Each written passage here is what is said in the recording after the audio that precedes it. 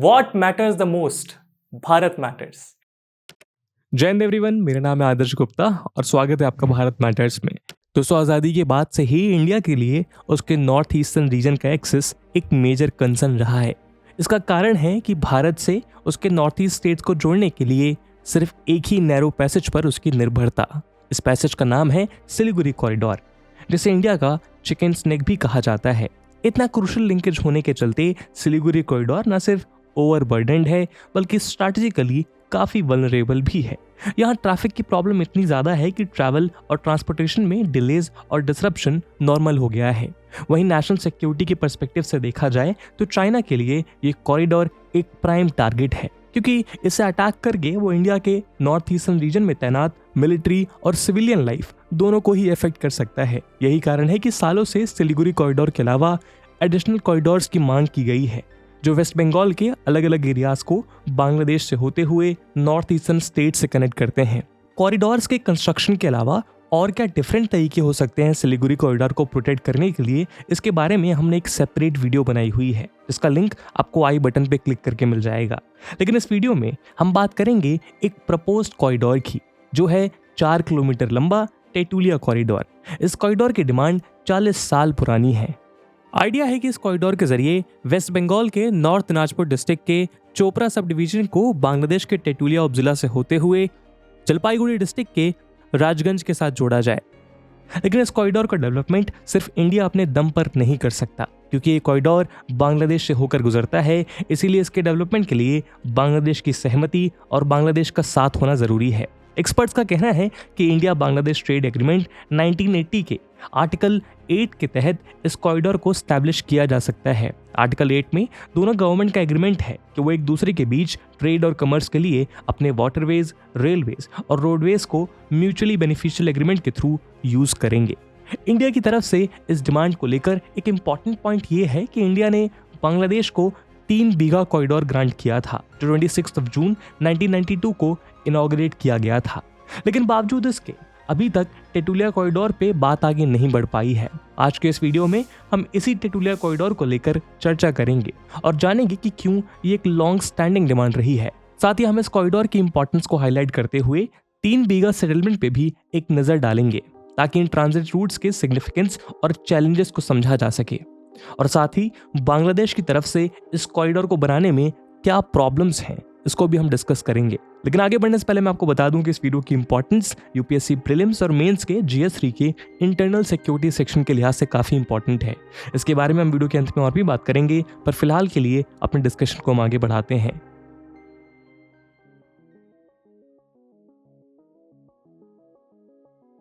दोस्तों, इंडिया और बांग्लादेश के बीच ट्रांजिट कॉरिडोर्स के बारे में बात करने से पहले हमें इन दो पड़ोसी मुल्कों के बॉर्डर सिचुएशन को थोड़ा समझना होगा।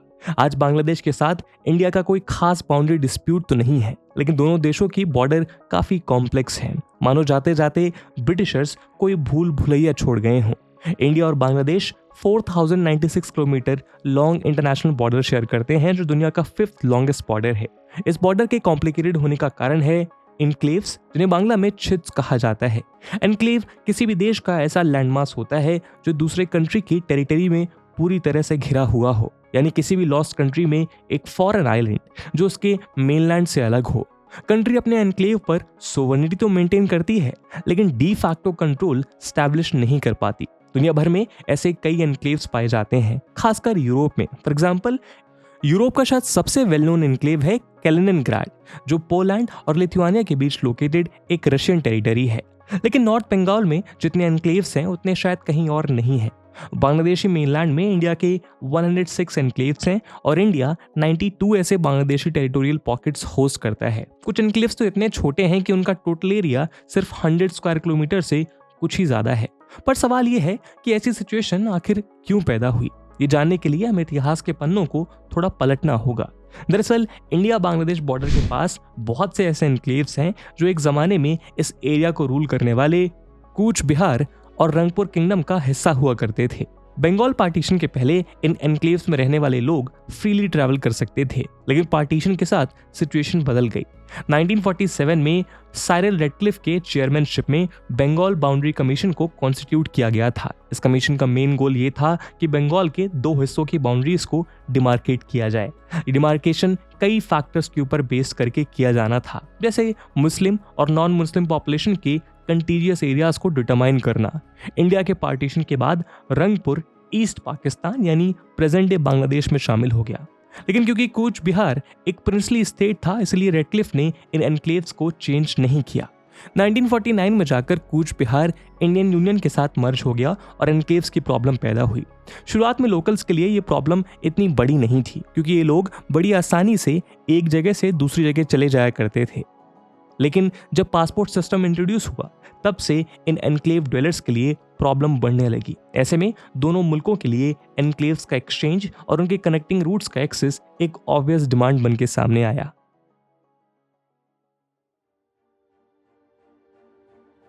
दोस्तों, टेटुलिया कॉरिडोर की डिमांड पहली बार तब सामने आई जब 1980 में India Bangladesh trade agreement sign किया गया था, जिसको मार्च 2006 में अमेंड और फॉर्मलाइज किया गया। इस एग्रीमेंट के प्रोविजंस के मुताबिक दोनों देश आपस में म्यूचुअली बेनिफिशियल एग्रीमेंट्स के थ्रू वाटरवेज, रेलवेज और रोडवेज के थ्रू अपने ट्रेड और इकोनॉमिक कोऑपरेशन को एक्सपैंड कर सकते हैं और इसके लिए एक दूसरे की टेरिटरी को भी इस्तेमाल कर सकते हैं।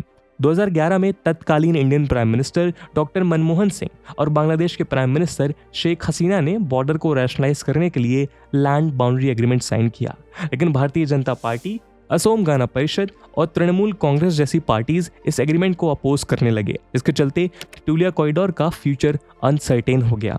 इसके बाद 2015 में लैंड बाउंड्री एग्रीमेंट को लेकर 119th अमेंडमेंट बिल पास होने से टेटुलिया कॉरिडोर की डिमांड में नई जान आई। ये bill 1974 India Bangladesh land boundary agreement के ऑपरेशनलाइजेशन को अलाउ करता है, जिसे बॉर्डर इशू को सेटल करने के लिए डिजाइन किया गया था। इस हिस्टोरिक एग्रीमेंट के तहत इंडिया ने 17,160.63 एकड़्स के 111 एनक्लेव्स बांग्लादेश को ट्रांसफर किए और 7,110.02 एकड़्स के 51 एनक्लेव्स बांग्लादेश से हासिल किए। बाउंड्री डिमार्केट करने के अलावा इस एग्रीमेंट का एक और मकसद था, और वो था इलीगल इमिग्रेशन को चेक करना। 2014 में पावर में आई बीजेपी ने अपना स्टैंड चेंज किया और इस एक्सचेंज के लिए तैयार हो गई, लेकिन बावजूद इस एग्रीमेंट के बांग्लादेश की तरफ से क्लियरेंस ना मिल पाने के कारण टेटुलिया कॉरिडोर पे फिर से बात आगे नहीं बढ़ पाई, हालांकि ये डिमांड बनी रही। 2017 में इकोनॉमिक टाइम्स ने रिपोर्ट किया कि नॉर्दर्न वेस्ट बंगाल का ट्रेड और कॉमर्स एरिना टेटुलिया कॉरिडोर के इशू को रेस करने के लिए Indo Bangla joint initiative start करना चाहता है।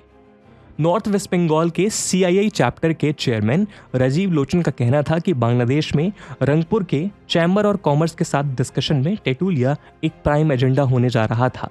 उधर इंडो बांग्ला बॉर्डर में लैंड रिलेटेड मामलों के लिए बनी इंडियन एनक्लेव यूनाइटेड काउंसिल भी इस मांग से जुड़ी हुई है। तो आइए जानते हैं कि इंडिया के लिए कॉरिडोर क्यों इतना इंपॉर्टेंट है। दोस्तों, जैसा कि हमने वीडियो की स्टार्टिंग में मेंशन किया, टेटुलिया कॉरिडोर का सबसे इंपॉर्टेंट एस्पेक्ट ये है कि वो सिलीगुड़ी कॉरिडोर की डिपेंडेंस को कुछ हद तक कम कर सकता है। एस्टिमेट के मुताबिक इंडिया के 7 नॉर्थ ईस्टर्न स्टेट्स को जाने वाली और वहां से आने वाली सप्लाईज का लगभग 50% सरफेस ट्रांसपोर्ट से होते हुए जाता है और उसका एक ही प्रेजेंट रूट है, सिलीगुड़ी कॉरिडोर। नेचुरली अगर इस चिकन स्नेक के ऑल्टरनेटिव के तौर पे टेटुलिया कॉरिडोर ऑपरेशनलाइज हो जाए तो ये ना सिर्फ सिलीगुड़ी कॉरिडोर की ओवर डिपेंडेंस को कम करेगा, बल्कि साथ ही इससे ट्रैवल टाइम भी कम होगा और फ्यूल और रिलेटेड कॉस्ट भी कम हो जाएंगी। ये कॉरिडोर इंडियन मेनलैंड से नॉर्थ ईस्ट इंडिया की तरफ जाने वाले सारे व्हीकल्स की ट्रैवल लेंथ 85 किलोमीटर से भी ज्यादा कट करने में मदद करेगा, जिससे ट्रांसपोर्टेशन कॉस्ट सिग्निफिकेंटली घटेगी। इसलिए नॉर्थ ईस्ट और नॉर्दर्न वेस्ट बंगाल के लिए खासकर ये एक मेजर पब्लिक डिमांड है। यही नहीं, डिफेंस नीड्स के लिए भी ये एक मच नीडेड ऑल्टरनेटिव है। करंटली नॉर्थ ईस्ट में सिनो इंडियन बॉर्डर जैसे वॉलेटाइल बॉर्डर को गार्ड कर रहे ट्रूप्स के लिए सिलीगुड़ी कॉरिडोर उनका एक लौता लैंड सप्लाई रूट है जो सीरियस वल्नरेबिलिटी और ज्योग्राफिकल चैलेंजेस का शिकार है। इसीलिए टेटुलिया जैसे कॉरिडोर का ऑपरेशनलाइज होना एक अर्जेंट नीड है। इसके अलावा पॉलिटिकली भी ये कॉरिडोर सिग्निफिकेंट है, क्योंकि इस एरिया में टोटल 31 लोकसभा सीट्स हैं और इसी वजह से ये एक मेजर इलेक्शन इशू बना रहता है। इन्हीं सब कारणों के चलते एक्सपर्ट्स टेटुलिया कॉरिडोर को सबके लिए एक विन विन सिचुएशन की तरह मान रहे हैं। लेकिन जब तक बांग्लादेश इस कॉरिडोर को लेकर अपनी सहमति नहीं देता, इसे धरातल पर लाना मुश्किल है। हालांकि कुछ एक्सपर्ट्स का मानना है क्योंकि ऑलरेडी इंडिया बांग्लादेश को 3 बीघा कॉरिडोर ग्रांट कर चुका है, बेटर डिप्लोमेटिक टॉक्स के साथ शायद बांग्लादेश को इन प्रीवियस डेवलपमेंट के नाम पर एग्री करना आसान हो। लेकिन उसके कुछ काउंटर एग्रीमेंट्स भी हैं। तो आइए पहले एक नज़र 3 बीघा कॉरिडोर पर डालते हैं, फिर उसके बाद इस कॉरिडोर के बनने में जो परेशानियां बांग्लादेश की साइड से हैं उनको भी देखते हैं।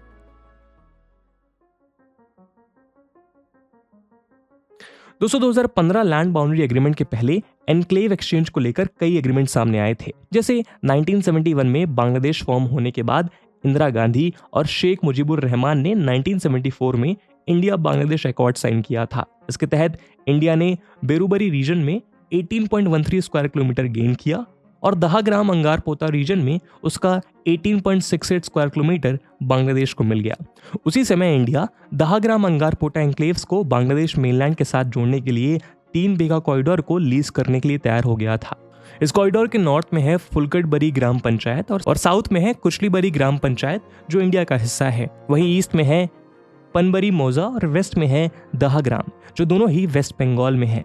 लेकिन क्योंकि इसके लिए एक कॉन्स्टिट्यूशनल अमेंडमेंट लगता और पॉलिटिकल सर्कमस्टेंसेस इन एग्रीमेंट के फेवर में नहीं थे, इसीलिए इन्हें इंप्लीमेंट नहीं किया गया।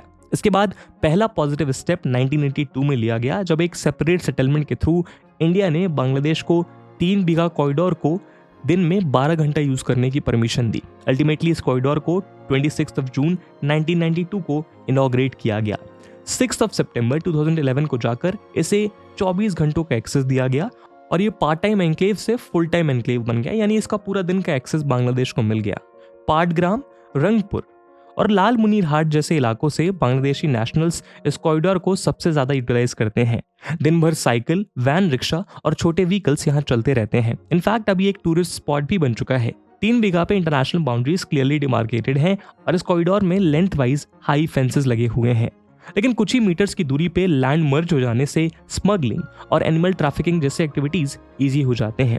इंडिया के बॉर्डर सिक्योरिटी फोर्स और बॉर्डर गार्ड बांग्लादेश बीजीबी का पहरा होने के बावजूद भी इन एक्टिविटीज को पूरी तरह से रोकना मुमकिन नहीं हुआ है। इनफैक्ट यहाँ बसे लोगों के लिए ये एक प्राइमरी सोर्स ऑफ इनकम है। क्योंकि ये एनक्लेव्स एक दूसरे की टेरिटरीज में रह गए हैं, इसलिए मेनलैंड को एक्सेस करना वहाँ के रेसिडेंट के लिए चैलेंज बन गया है, जिसने लोगों के लिए एम्प्लॉयमेंट अपॉर्चुनिटीज को घटा दिया है और ये इस तरह की इलीगल एक्टिविटीज करने पर मजबूर हो गए हैं। ऊपर से इस रीजन के लिमिटेड डेवलपमेंट के कारण एजुकेशन और हेल्थ जैसी फैसिलिटीज को एक्सेस करना भी मुश्किल है। लेकिन 3 बीघा एक इंपॉर्टेंट पोजीशन होल्ड करता है क्योंकि ये दहाग्राम और अंगारपोटा इन दोनों बांग्लादेशी गांवों के लिए सोल चैनल ऑफ कम्युनिकेशन है। 25.95 स्क्वायर किलोमीटर के इस एनक्लेव में लगभग 20,000 लोग रहते हैं और इन गांव वालों के लिए 3 बीघा कॉरिडोर ही उनकी लाइफलाइन है। दोस्तों भले ही इंडिया और बांग्लादेश के बीच ऐसे कॉरिडोर्स ऑपरेशनलाइज हो जाएं, लेकिन ऑपोजिशन एक मेजर चैलेंज बन जाता है। अब 3 बीघा को ही ले लीजिए। इंडियंस 3 बीघा एग्रीमेंट से खुश नहीं है क्योंकि उनको लगता है कि इंडियन एनक्लेव्स में प्रॉब्लम को इक्वली कंसीडर नहीं किया जा रहा है। वहीं कुचलीबाड़ी के रेसिडेंट इस कॉरिडोर में हैवी ट्रैफिक मूवमेंट के चलते भी परेशान हैं। यही नहीं, इंडियंस बांग्लादेशीज के लिए टाइम लिमिट एक्सटेंशन के खिलाफ भी रहे हैं। इनफैक्ट इस कॉरिडोर के इनॉग्रेशन के खिलाफ मैसिव प्रोटेस्ट भी ऑर्गेनाइज किए गए थे। और ऐसा ही ऑपोजिशन टेटुलिया कॉरिडोर को लेकर बांग्लादेशी आवाम में भी है, जिनका मानना है कि इस कॉरिडोर के थ्रू इलीगल माइग्रेशन की समस्या बढ़ जाएगी। वो ये भी कहते हैं कि 3 बीघा के बदले इंडिया को ऑलरेडी बेरुबरी मिल चुका है, इसलिए टेटुलिया की डिमांड जायज नहीं है। ऐसा ही कुछ सिनेरियो इंडियन साइड पर भी देखने को मिलता है क्योंकि गवर्नमेंट ऑफ इंडिया भी लंबे समय से इन कॉरिडोर से होने वाले ट्रांस बॉर्डर माइग्रेशन को लेकर चिंतित है।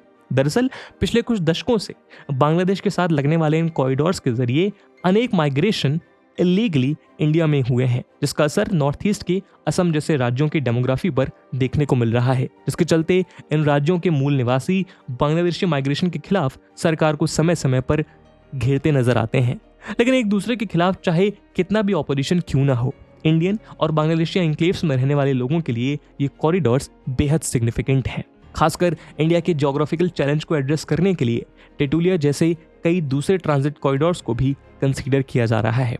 आइए एक ऐसे कॉरिडोर के बारे में और भी जानते हैं।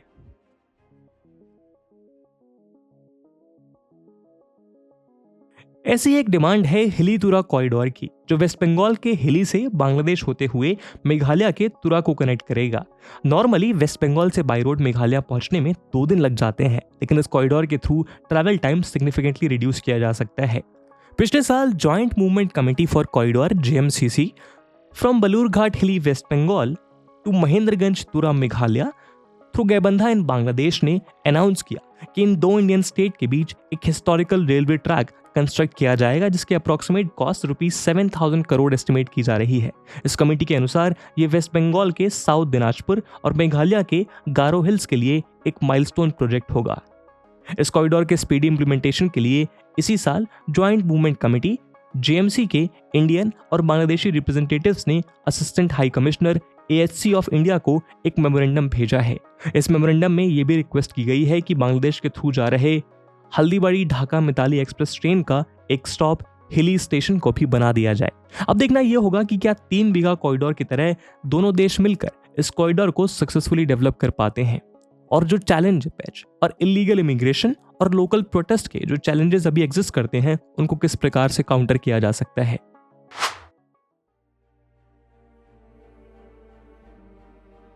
दोस्तों, हम ये देख सकते हैं कि कैसे सिलीगुड़ी कॉरिडोर के around people centric infrastructure development न सिर्फ कम्युनिकेशन और कनेक्टिविटी को इंप्रूव करेगा, बल्कि बॉर्डर कम्युनिटीज के सोशियो इकोनॉमिक वेलफेयर को भी बूस्ट करेगा।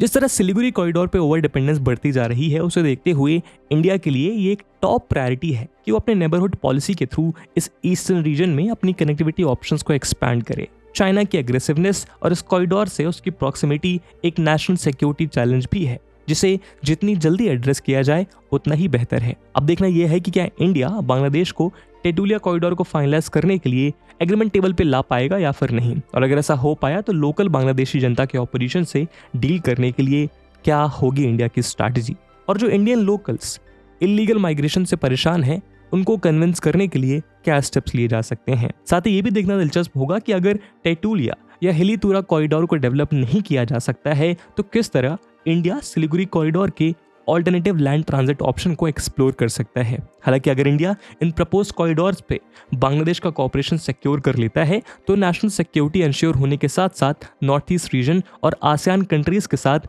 एंगेजमेंट की कई एडिशनल पॉसिबिलिटीज भी वाइड ओपन हो जाएंगी। यानी ये रूट्स देश को सिक्योर करने के साथ साथ समृद्ध करने का भी काम कर सकते हैं, अगर चैलेंजेस को काउंटर किया जा सके। इस मुद्दे पे आपका क्या ओपिनियन है? कैसे इन चैलेंजेस को काउंटर किया जा सकता है? क्या कोई और सिक्योरिटी थ्रेट है जो इन कॉरिडोर्स के ओपन होने के बाद आ सकते हैं? कमेंट सेक्शन में आप जरूर बताइएगा इनके बारे में। लेकिन जैसा हमने वीडियो के पहले भाग में बताया कि इस वीडियो की इंपॉर्टेंस यूपीएससी मेंस के लिहाज से काफी ज्यादा है, और उसी इंपॉर्टेंस को देखते हुए एक सवाल हम आपके लिए छोड़कर जा रहे हैं जिसको आपको कमेंट सेक्शन में आंसर करना है। The question is, how can India improve its connectivity options with the Northeast? And with this question, my friends, that's it for the video. I hope आपको वीडियो पसंद आई होगी, और अगर पसंद आई है तो अपने दोस्तों के साथ शेयर करना मत भूलिएगा। हम मिलते हैं अगले वीडियो में, तब तक के लिए जय हिंद, जय भारत।